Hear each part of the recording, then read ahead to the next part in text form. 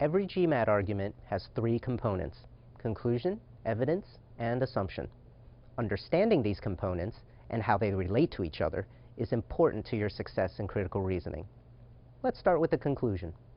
The conclusion is the main point the author wants to make, or, to put it another way, the conclusion is the statement that the rest of the stimulus is there to support. There are three ways to decide which part of the GMAT argument is the conclusion. First, you can use conclusion keywords or phrases. Keywords and key phrases are like verbal road signs or cues to the reader that say, "Here comes the conclusion," or "Here comes the evidence." Pay attention to them. They can help you untangle GMAT arguments much more efficiently. The most common conclusion keywords you'll see are thus, hence, therefore, so, and clearly. When keywords don't appear in the stimulus, you can use a technique we call the one-sentence test. Ask yourself, if this author had to delete everything in the stimulus except for one sentence, which sentence would the author save? That sentence is certainly the conclusion. And a third technique you can use is to ask of each sentence, is this a statement of fact or a statement of opinion? A simple statement of fact, the employment rate is falling, is rarely the conclusion on a GMAT argument. A statement that sounds like an opinion or an interpretation, the economic outlook is encouraging, is much more likely to be the author's main point. Take a look at this example. Can you spot the keyword that indicates the conclusion? The word hence is a classic conclusion keyword. The conclusion, therefore, is this final sentence. Notice that it's a conditional conclusion. If something happens, such as a change in the law, then a certain result will follow. Few businesses will move from X to Y. We'll come back to this argument in a moment. First, though, let's talk about the second essential component of a GMAT argument: evidence. The evidence is the part of the stimulus that supports the conclusion. The author has included it to convince you that the conclusion is correct. Most of what appears on a critical reasoning stimulus is important, and there isn't a lot of filler. If a statement isn't part of the author's conclusion, then it's most likely part of the evidence. When you encounter something that seems like data or research, such as a poll, a study, or a survey, it's usually part of the support for the conclusion. Remember that facts are typically part of the evidence.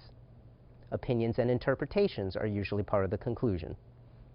In some cases, the evidence supporting the conclusion may be very weak. It could come, for instance, in the form of a mere hypothesis or conjecture. Here are some common evidence keywords and key phrases.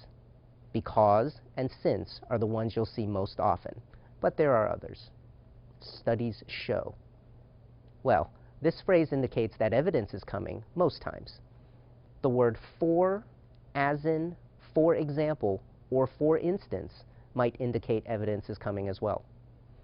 And certain other evidence keywords function a little bit differently from the ones we've just discussed.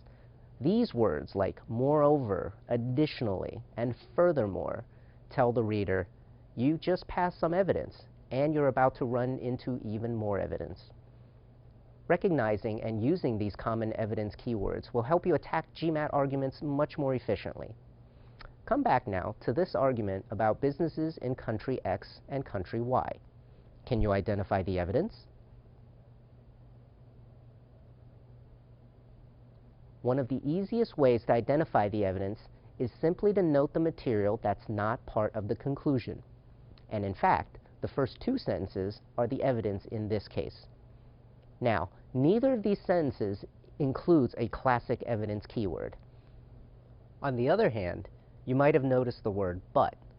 Words like but, however, yet, and nevertheless indicate that the author's drawing a contrast. But on the GMAT, these words also signal to the reader that something important to the argument is about to show up. And if it's important, it's probably either the conclusion itself or the most important point in support of that conclusion.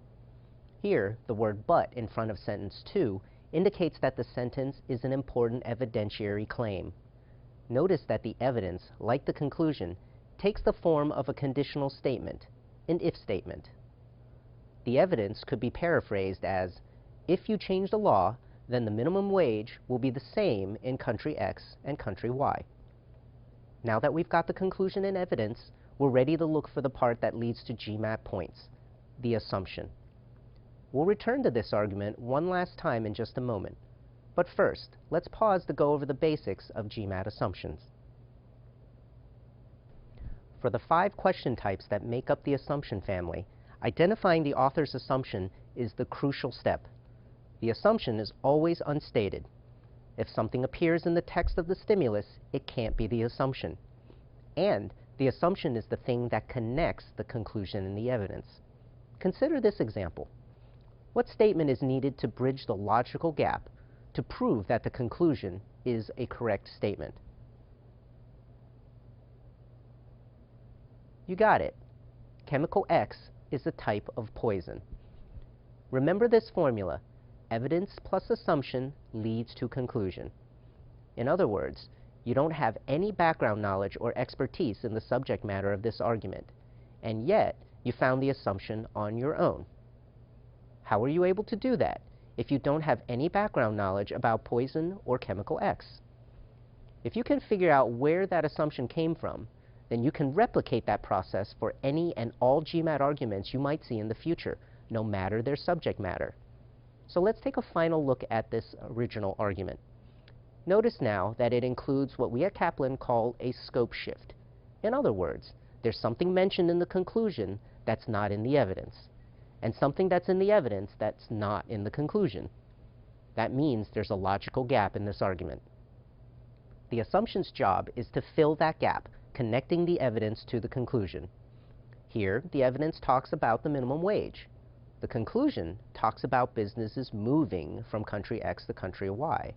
The assumption then should link minimum wage and businesses moving from X to Y. A short conditional statement like this one does the job beautifully. If the minimum wage is the same in countries X and Y, then businesses in X won't move to Y. Now that we've got a simplified version of this assumption on the page, think about some other, more sophisticated ways that the assumption might be worded. The assumption might be, the main reason that businesses move from X to Y is that the minimum wage is lower in Y. Or, nothing other than the minimum wage laws is enticing businesses to move manufacturing from X to Y. In either case, what's important is that the assumption bridges the gap between the evidence and the conclusion. Remember, if something appears in the evidence but not in the conclusion, or the other way around, chances are it's part of the author's assumption. In a moment, we'll be ready to discuss specific question types in critical reasoning, starting with the assumption family. First, though, let's briefly review the essentials of GMAT arguments. The stimulus of a critical reasoning question is usually a short paragraph, no more than 4 sentences in most cases. Some GMAT arguments are logically valid, but the overwhelming majority have some logical flaw. And a logical flaw, again, just means a gap between the evidence and the conclusion. Any argument that makes a significant assumption is also an argument with a flaw. To untangle the stem of an assumption family question, first identify the conclusion and evidence. You can do this using keywords, the one-sentence test, or the fact versus opinion test. After you've found the conclusion and evidence, try to locate the logical gap between them. Then figure out what assumption or assumptions will bridge the gap.